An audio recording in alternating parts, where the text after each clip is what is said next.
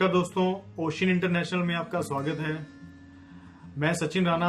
आज हम बात करेंगे उस वीज़ा के बारे में जो कि स्टूडेंट विदाउट आइलेट्स भी ले सकते हैं और उस कंट्री के बारे में। उसका नाम है सिंगापुर। जैसे आपको सबको पता ही होगा, सिंगापुर में विदाउट आइलेट्स भी जा सकते हैं। आज की वीडियो सिर्फ उन्हीं स्टूडेंट्स के लिए है जो स्टूडेंट आइलेट्स क्लियर नहीं कर पाए हैं, जिनके आइलेट्स में कम बैंड है, 4 बैंड, 4.5 बैंड, 5 बैंड, 5.5, तो उन स्टूडेंट्स के लिए है।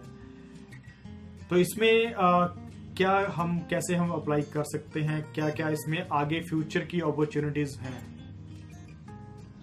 जो भी स्टूडेंट इंडिया में 10+2 पास किया है उसको एटलीस्ट वहां पे 2 साल लगाने पड़ेंगे।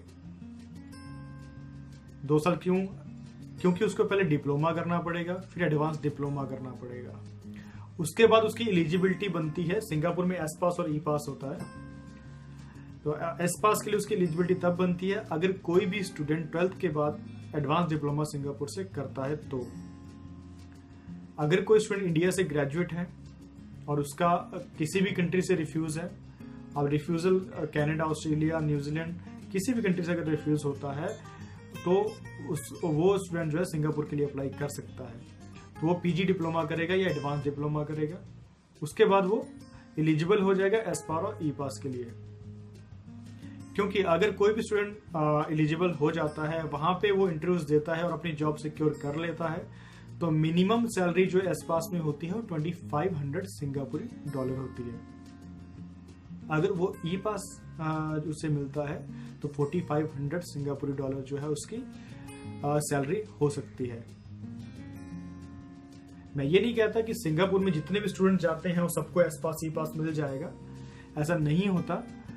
सिंगापुर में जो स्टूडेंट अच्छी तरह से स्टडी करेगा, अपनी कम्युनिकेशन स्किल्स जो है वो इम्प्रूव करेगा, उस स्टूडेंट को ही एस पास और ई पास मिलने के चांसेस ज्यादा होते हैं। अगर कोई स्टूडेंट इंडिया में 12th के बाद वहां पे जाके डिप्लोमा, एडवांस डिप्लोमा कर रहा है, ठीक है, उसकी एज 22-23 साल, 24 साल तक उसकी एज है, तो अपना 3rd year, final year Australia में भी जो है लगा सकता है। हमारे पास कुछ पाथवे प्रोग्राम्स हैं जो हमारे कुछ कॉलेजेस, कुछ यूनिवर्सिटीज के साथ टाइप्स हैं। तो डिप्लोमा एंड एडवांस डिप्लोमा वो सिंगापुर में करेगा, और जो उसका फाइनल ईयर है वो अपना फाइनल ईयर ऑस्ट्रेलिया में कर सकता है। हमारे कुछ यूनिवर्सिटी के साथ वहां पे टाइप्स हैं, तो फाइनल ईयर वो वहां पे करेगा। बट उस केस में भी उसको आइलेट्स जो है वो करनी पड़ेगी। कोई भी स्टूडेंट अगर 12th पास है, इंडिया में उसका 5 बैंड है, 5.5 है, इंडिया में इस तरह का माहौल नहीं है कि वो अपने घर में भी इंग्लिश में बात कर सके, मार्केट में भी इंग्लिश में बात कर सके, अपने फ्रेंड्स के साथ इंग्लिश में बात कर सके, तो उसमें इंप्रूवमेंट नहीं होती है उसके स्कोर्स में। अगर कोई भी स्टूडेंट बाहर सिंगापुर जा रहा है तो उसकी मजबूरी है, उसको हर जगह इंग्लिश में बात करनी पड़ेगी, जिससे कि उसकी इंग्लिश इंप्रूव होती है। तो अगर आफ्टर 1.5 ईयर या 2 ईयर्स वो स्टूडेंट आइलेट्स का एग्जाम देता है तो डेफिनेटली उसका जो है इंप्रूवमेंट होगी। तो अगर कोई स्टूडेंट ऑस्ट्रेलिया जाना चाहता है तो वो पाथवे प्रोग्राम ले सकता है। जो स्टूडेंट इंडिया से एलिजिबल नहीं है, उसको जो है रिफ्यूजल हुआ है, चाहे ऑस्ट्रेलिया का रिफ्यूजल है, कनाडा है, न्यूजीलैंड है, कोई भी रिफ्यूजल है, वो सिंगापुर में पाथवे प्रोग्राम के अंडर जा सकता है।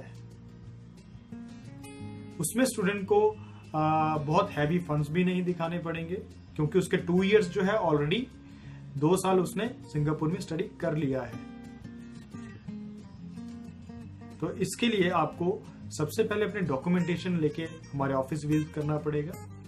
मैं आपको बता दूंगा क्या क्या डॉक्यूमेंट चाहिए, डिस्क्रिप्शन में मैंने सब कुछ मेंशन कर दिया है, तो आप वहां पे देख सकते हैं। अब अगर जो स्टूडेंट पाथवे प्रोग्राम नहीं लेना चाहते, जो वहां पे ही अपना फ्यूचर बनाना चाहते हैं, उनके लिए मैं एक थोड़ा सा आइडिया देता हूं क्या वो कर सकते हैं। 12th पास स्टूडेंट डिप्लोमा करे, एडवांस डिप्लोमा करे, उसके बाद वो एफर्ट्स करे वहां पे एस पास ई पास के लिए। ग्रेजुएट जो स्टूडेंट है वो एडवांस डिप्लोमा या पीजी डिप्लोमा ले इंडिया से ही, वहां जाके जो वो कंप्लीट करेगा तो वहां पे जाके वो एस पास ई पास के लिए ट्राई करेगा, तो उसका फ्यूचर आगे बहुत अच्छा हो सकता है। क्योंकि अब कुछ लोग कहते हैं सिंगापुर जो बहुत छोटी कंट्री है, यहाँ पे क्या है, कुछ नहीं है, यहाँ पे स्टूडेंट को एस पास नहीं मिलेगा, यहाँ पे अच्छी स्टडी नहीं है। मैं आपको एक चीज बताना चाहता हूँ, सिंगापुर के डॉलर की वैल्यू 50 प्लस है अभी आज की डेट में। सिंगापुर मोस्ट जो है इसका passport most powerful passport in the world है। अभी सिंगापुर नंबर 1 पे है पासपोर्ट रैंकिंग में। 166 कंट्री जो है विदाउट वीजा जो है सिंगापुर के सिटीजन या पीआर होल्डर जो है वो ट्रेवल कर सकते हैं। जिनके पास रेड पासपोर्ट है वो ट्रेवल कर सकते हैं 166 कंट्रीज। तो मैं नहीं मानता कि सिंगापुर कोई छोटी कंट्री है जहां पे किसी कैपेबिलिटी होनी चाहिए स्टूडेंट में। अगर स्टूडेंट में कैपेबिलिटी है उस सिंगापुर में भी वो बहुत अच्छा अपना फ्यूचर बना सकता है। और अगर एस पास और ई पास उसको मिल जाता है तो उसके दरवाजे पूरे वर्ल्ड के लिए खुल जाते हैं।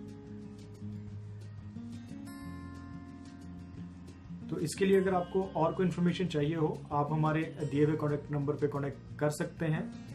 तो आपको इसके बारे में कोई भी डाउट हो तो आप इस पे कॉन्टैक्ट कर लीजिएगा, आपको पूरी इन्फॉर्मेशन दे दी जाएगी। Thank you.